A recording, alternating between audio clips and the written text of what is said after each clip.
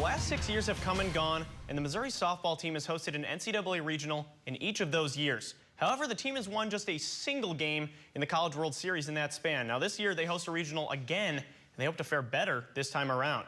Tigers are the number 10 national seed. They'll take on Indiana State on Friday night at 6:30. And for the second year in a row, the Tigers have the rival Kansas Jayhawks in their regional, which sets up a border war matchup later in the week. Last year, Mizzou defeated KU before falling to Nebraska in the regional championship game. While they haven't played in other major sports since Mizzou joined the SEC, the longtime border war is fresh in the minds of both the Jayhawks and the Tigers. I don't really care about it. I mean, the fans are going to really enjoy it, though, because we don't get to play them in the other sports. And so to play them 2 years in a row in our regional tournament, we're the only sport doing that. And I think it's fun for the fans. I've never seen somebody so, into this rivalry as Kansas is with Missouri. And even though we moved out of the league, it's still there. And last year playing them, you can, feel the tension. So this year, I feel like it's going to be even thicker. After going 42-8 overall and a perfect 18-0 in their conference, the Central Methodist Eagles softball team earned a top regional seed in the NAIA tournament. Yesterday, they ran into a familiar foe in Columbia College in the tournament's opening game. Now, these two teams are separated by just 28 miles, CMU trying to stay miles ahead of the competition as they have all year long. Their bats were alive early. Lauren Geringer drives that one up the middle, puts CMU up by 1. Next batter now, Bree Boatwright, follows suit. Drives it to center as well. That would load the bases with 1 out.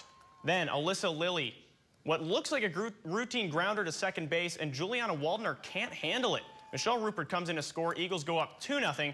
They would score 3 in the first. Haley Kinnison was great on the mound. She would get some help from her defense here. Jessie Wilms, sliding grab. Kinnison would help herself out.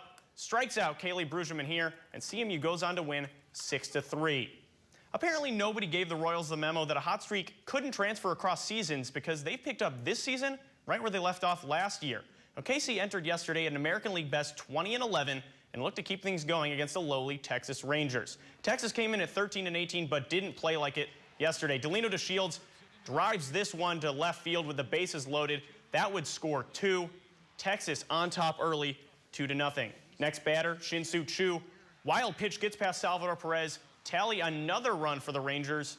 Make it 3-0. Danny Duffy struggled early on. Shin-Soo Choo is still up here in the second inning. Comes through, drives it up the middle. Make it 4-0 Rangers. All 4 coming in the second inning. Now, take a look at this play. Prince Fielder's up to bat. He's going to hit a foul ball down the left field line. Look at the grab by this fan. He uses his hat to make a spectacular catch.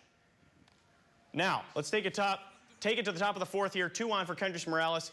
That brings Alcides Escobar in to score, but Moustakis cut down at the plate by a laser of a throw. Bottom of the 4th now, it's 4-1. Adrian Beltre belts that one opposite field, just gets over the fence. Make it 6-1 Rangers. They say everything's bigger in Texas. That was certainly true of the Rangers bats last night. Royals get run over by the Rangers. Texas wins 8-2. Now the Royals have to take advantage of their remaining games against the Rangers. They play them 3 times in the next 3 days. The rest of the month gets a lot harder for KC. They play teams currently above 500 in 12 of their 14 other games to end the month.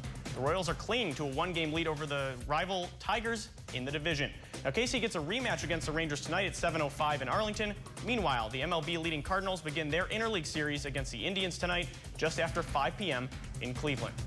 A Mizzou alum hasn't won an NBA title as a player in over 30 years, but that could change this season. Former Mizzou forward DeMarre Carroll and the Atlanta Hawks are still alive as they tried to even up their second-round playoff series with the Washington Wizards at 2 games apiece last night.